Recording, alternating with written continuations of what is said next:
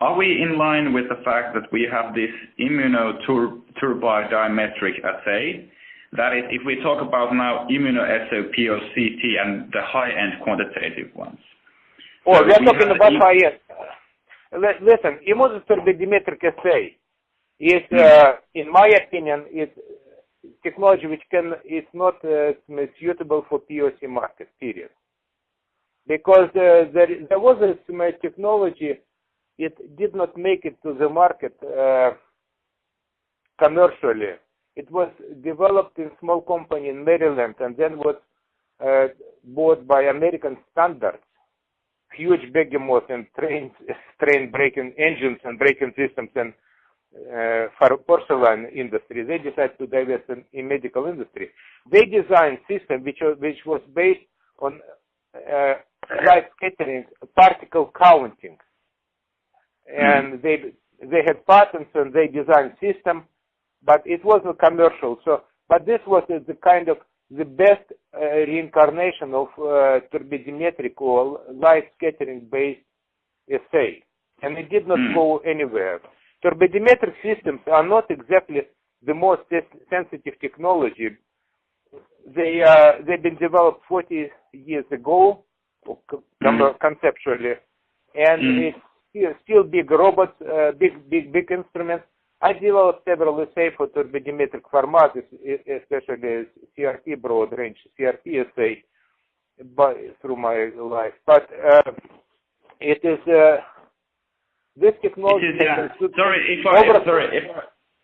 If I try to follow you here, and what you're saying is that kind of this immunoturbidimetric assay is not kind of sufficient. However, for example, in CRP, yes, Orion Diagnostica is selling those quick read go devices quite a bit.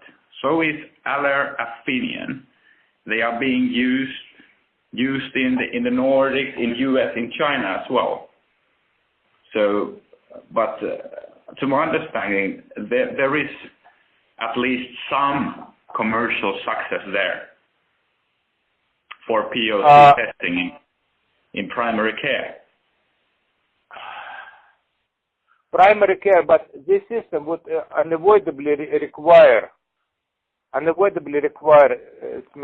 very gentle touch, and it will be sophisticated. For example, people told me that you just cannot move instrument from one location, one bench to another bench, without careful readjustment of everything and checking all functions.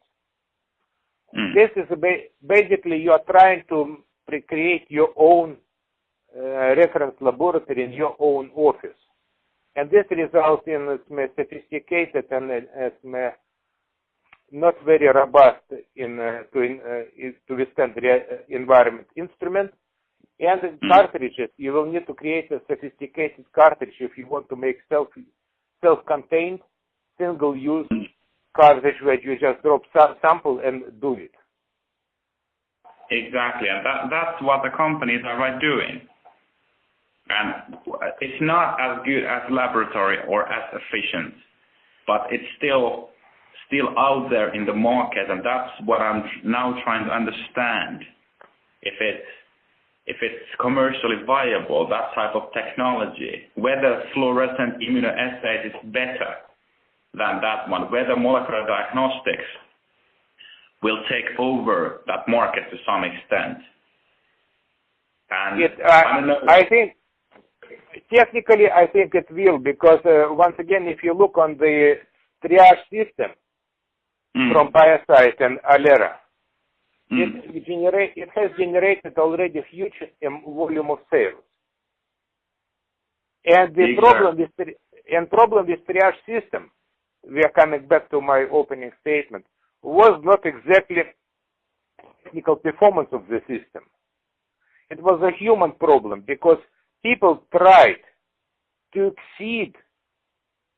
claim technical performance exceeding capabilities of technological platforms. They claimed LOD, translated LOD into LOQ for system, for some cardiac markers, which